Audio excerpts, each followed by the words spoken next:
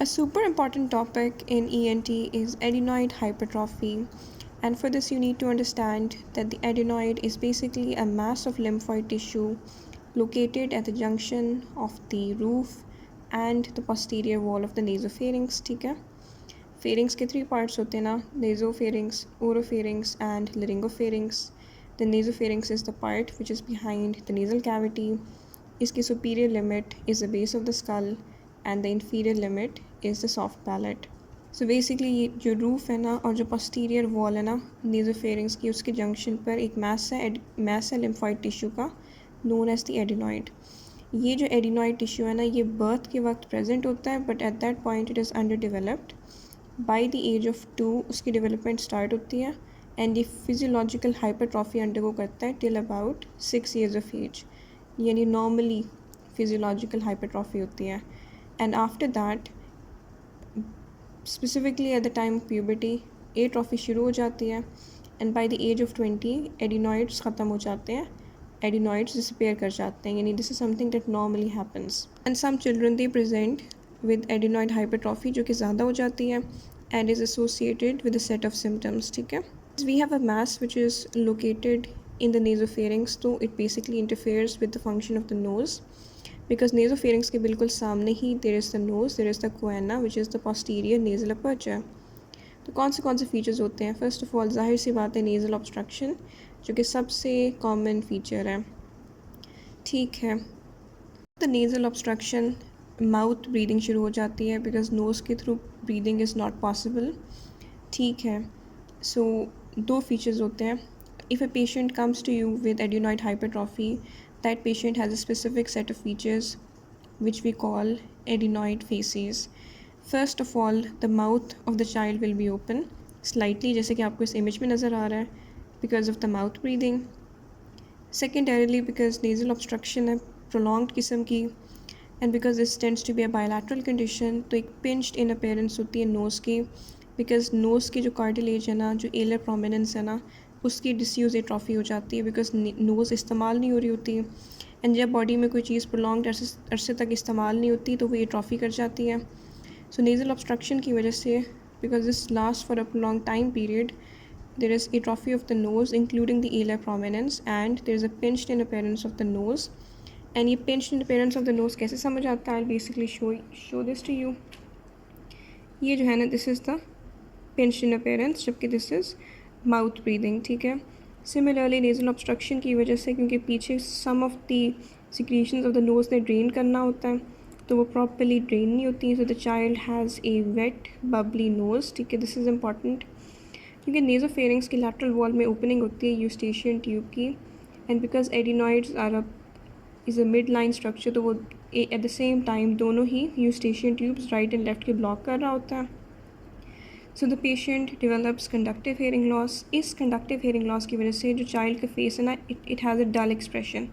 जैसे कि उनसे डल एक्सप्रेशन है, एक्सप्रेसिव नहीं है बिकॉज उसको नॉर्मल कन्वर्सेशन की आवाज़ नहीं आ रही, and therefore child can not respond accordingly.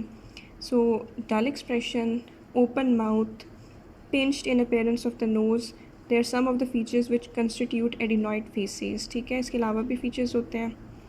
ठीक है, अच्छा, क्लिनिकल फीचर्स में ये है कि नेज़ल ऑब्स्ट्रक्शन है जिसकी वजह से पिंच्ड इन अपीयरेंस डेवलप हो जाती है और वेट बबली नोज़ होता है, जाहिर सी बात है.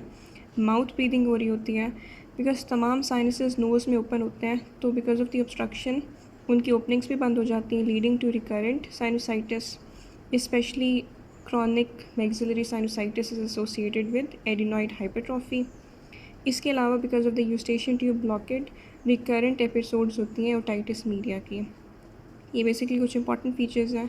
इसके अलावा भी जनरल फीचर्स होते हैं which include a dull expression, trouble concentrating, stuff like that. Basically similarly जब आप माउथ को ओपन करते एग्जामिन करते हैं ना, तो जैसे कि ये नज़र पे आ रहा है, क्राउडिंग होती है अपर एंटीरियर टीथ की, यानी वो ज़्यादा करीब होते हैं और वो ज़्यादा प्रोमिनेंट होते हैं. Even the mouth slightly open, you can still see the upper anterior teeth. So crowding of the upper anterior teeth. Similarly there is high arched palate. ठीक है, वो आप एग्जामिनेशन में जब टॉर्च का इस्तेमाल करते हैं तो आप देख सकते हैं जो पैलेट है वो एबनॉर्मल है, हाई आर्क्ड है. इसकी वजह से डेंटल मैलोक्लूजन डेवलप हो जाती है. सो आप डायग्नोस कैसे करते हैं? एक तो आपने असेसमेंट करना होता है ना एडिनॉइड के साइज़ की। दो तरीके होते हैं, एक तो endoscopy which is the preferred method, इसमें आप रिजिड या फ्लेक्सिबल नेज़ोफिरिंगोस्कोप का इस्तेमाल कर सकते हैं। दूसरा, you take soft tissue lateral radiograph of the nose and the nasopharynx, lateral orientation से और सॉफ्ट टिश्यू वाले, ठीक है। So this is important as far as diagnosis is concerned. अच्छा, एक और इंपॉर्टेंट बात है, एक तो ये इमेज आती है ऑस्पी में, विच इज़ वाई ये सारा कुछ मैंने आपको इस इमेज के लिहाज से समझाया है कि वो बेसिकली ऐसी इमेज देंगे जिसमें बच्चे का माउथ ओपन होगा, आपको अपर एंड ईयर टीथ प्रोमिनेंटली नज़र आ रहे होंगे, आप नोज़ पर कंसनट्रेट करेंगे तो उसकी पिंच इन अपीयरेंस होगी, ठीक है, और सिमिलरली डल एक्सप्रेशन होगा। ऑस्पी में ये इमेज आती है। एसीक्यू में वो ये एक बच्चा बताते हैं जो कि नॉर्मली 6 साल की उम्र तक होता है, ठीक है, बिकॉज वी सेड कि फिजियोलॉजिकल हाइपरट्रॉफी 6 साल तक होती है। मेंशन करेंगे कि बच्चे की नाक बंद रहती है और बच्चा प्रेजेंट कर रहा है with a failure to thrive. Why is there a failure to thrive? This is a very important concept. Failure to thrive is a very common feature जो कि एसीक्यू में भी मेंशन करते हैं, वैसे भी बहुत कॉमन फीचर है in patients of adenoid hypertrophy. Because जब माउथ ब्रीदिंग हो रही होती है तो फीड बच्चा सही नहीं लेता, बिकॉज जाहिर सी बात है या तो वो मिल्क सक कर सकता है या फिर वो ब्रीथ कर सकता है। और सिमिलरली क्योंकि बार बार इन्फेक्शन होते हैं, रिकरेंट साइनसाइटिस की हिस्ट्री होती है और ओटाइटिस मीडिया की हिस्ट्री होती है, तो उसकी वजह से भी there is a failure to thrive. ACQ में they can also mention the high arched palate, and they can also mention the hearing loss if it is a comparatively older child. तो ACQ में भी important है। ऑस्पी में कोई ऐसी image आती है, ऑस्पी में ना एक और इमेज आती है। मैंने डायग्नोसिस में बताया ना कि डायग्नोसिस के लिए एंडोस्कोपी करते हैं और दूसरा लैटरल रेडियोग्राफ लिया जाता है, ठीक है, सॉफ्ट टिश्यू वाला।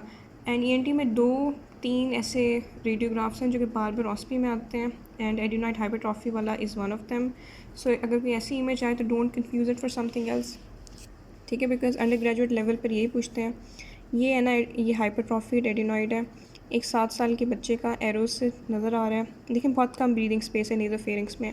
अगर उन्होंने लैटरली वाटर व्यू जिसमें माउथ ओपन है ना, इस तरह का उन्होंने कोई भी इमेज दिखाई ना, तो it's most likely going to be adenoid hypertrophy.